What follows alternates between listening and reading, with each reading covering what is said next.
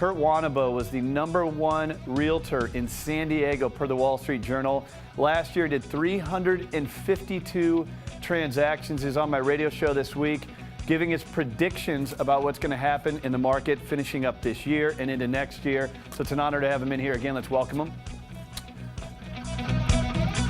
Welcome. All right. So, you know, we always have a limited amount of time, so I want to get right down to it. Yeah. On the radio show this week, I think is one of our most powerful radio shows that we've done to date. We've been doing this thing for years, and you came on there, you delivered the timely truths about the real estate market. But the first thing we did is we kind of validated some of the statements you've made in the past on this show, on my radio show, by showing where your predictions were, where things went. And so I wanted to get right into a stat chart of inventory. And let's go ahead and address that, because I know this is on a lot of people's minds, where they want to know where inventory is and where it's going. So here's a chart that we're going to take a look at. Can you explain what people are looking at? Yeah, essentially what they're looking at is the chart for the inventory over the past several years. Okay, and so sometimes the numbers are a little bit different depending on which properties you're counting or not. But what's most significant about this is the reality is at this month, right now in November, our inventory is actually 7% lower than what it was last November. And if you recall, heading into the last quarter last year, our inventory was decreasing and decreasing, which led to a really low inventory in January and February. Right, and which created that buyer frenzy, having a tough time getting your offer accepted. Exactly. A lot of angst amongst first-time home buyers. And what's different about last year to this year is that last year we were coming out of one particular market cycle and heading into another. And so if that chart's there again, I can show you one particular little peak there. Yeah, let's take a look at this. Yeah. So you can see right after 2003, it started to incline really sharp, and you see that little point all the way on the right. So between 2013 to the and right, where there's no date, there's that little mountain, that little peak right there. Right, and so what happened was inventory shot up drastically during the spring and summer months. And the reason for that was essentially that, you know, there were a lot of equity position sellers out there in the market that were waiting for the market to turn and wanted to capitalize on that and list their home. So we saw the inventory increase sharply during those times, and then prices started to mellow out. Yep. Now, what's missing from this year is that we're not necessarily in a transition year, and there's not going to be as much, I predict, momentum behind a drastic increase in inventory like that heading into spring and summer of 2014. I want to make a point here to really drill down on this, and I want this to be a takeaway for our audience. Kurt's on this show all the time. Well, all the time. Several times so far. We're a few months in. And where you see that peak, you pretty much predicted that peak. And you're a realtor, you have a great company up there in Carmel Valley. And a lot of realtors, the media, the information that they were providing at the time when there was low inventory, you actually were saying, and it was right here on this show, our very first show actually, I believe, you were saying that there was inventory, and the media and a lot of the professionals are getting it wrong. If you go to that chart one more time, guys, if you look at that peak, you were making that statement about the inventory at the top of that mountain, which is that peak of inventory, when everybody else was saying there was none. It wasn't so much as a prediction that I was looking at real-time data and stats, and I saw the trends over the past several weeks during that time was heading upwards. Yep. And so while it was very low, and a lot of the media and a lot of the agents who pay attention to the media and get their data solely from the media were saying it's low, it's low, it's low, I was saying actually no, it's opening up and trending higher, higher, higher. Well, I think the overwhelming point here, though, that's concerning is many of the professionals in the marketplace, they're getting their information from the media. Right. And, you know, the media is 60 to 90 days late, and sometimes you got to ask, you know, which is the tail wagging the dog here? And so, you know, it's always nice having you in here, because I feel like we're getting a cutting edge look on what you think is going to happen. I know that you get a lot of your information because you have hundreds of clients, whereas most professionals might close 5 to 10 deals a year. Right. You close a few hundred deals a year. So you can just get a pulse of the people that you interact with. So based upon that, where do you feel from now till the end of the year, and then maybe into 2014 we're going to be going? So just again, going back last year, we really shifted towards a seller's market, a strong seller's market. And then when that peak came, it kind of evened out almost to an even Steven buyer/seller market. Now that the inventory is trailing off because it's seasonal in the end of the year, I think going into next year, we're not going to see as strong of a peak, and that the market is going to stay slightly tilted towards a seller's market, and essentially at that point.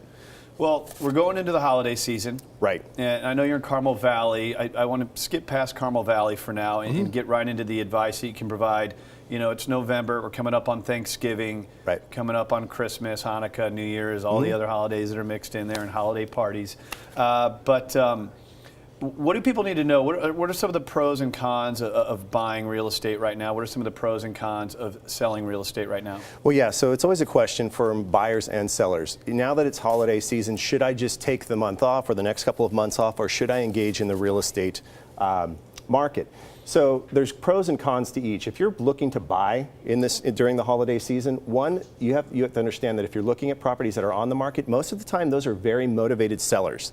People who want to sell, and they're going to be priced reasonable, as opposed to people who test the market out during the spring. Sometimes they just list properties really high just to see what they can get. So you know, if you see properties out there, they're motivated sellers. Yep. Next, there's a lot of opportunity to find listings that are like pocket listings, where people say, well, yeah, I'll sell, but I just don't want to put my home on the market right now during the holiday season. How do you find that? How do you find these properties? Agents that are connected with the community. Okay. Agents who are doing business in certain areas that you're interested in buying on typically are talking to sellers who know that might be listing in the spring, et cetera. So they may know of a seller. Yeah, I've been talking to somebody. So those are the people that you want to go to. Okay. What else do we got?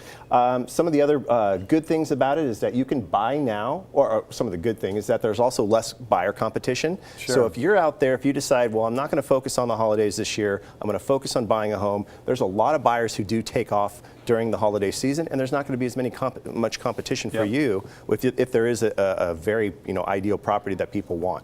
So those are buyers. Yep. And I want to remind people as well, the market doesn't wait around through the holiday season. The market doesn't have holiday parties to go to or anything like that. And right now you have historically low interest rates.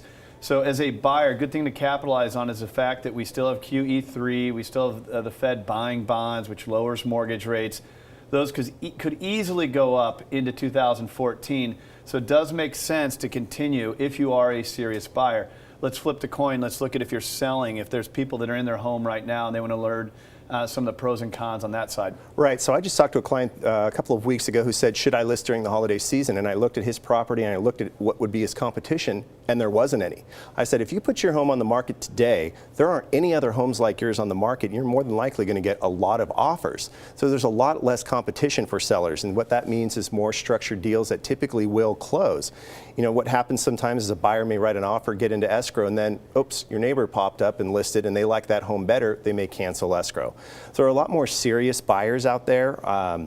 The other thing is you don't have to sell during the holidays. You can sell, but structure a deal so that you actually don't move out till after the holiday season. So that's a pretty big takeaway. So if you put the home on the market, you connected with Kurt, and he listed it, got potentially top dollar, it's not like you have to move out during your New Year's Eve party. You can push it back into the first quarter. Yeah, more than likely the buyers aren't necessarily going to want to move during the holidays too, so it may be very ideal for each of them to close the deal, get the deal solidified, and then move in after the holidays once everybody's taken care of those things. Decoration decisions, I see. Decorations. Making it smell like eggnog.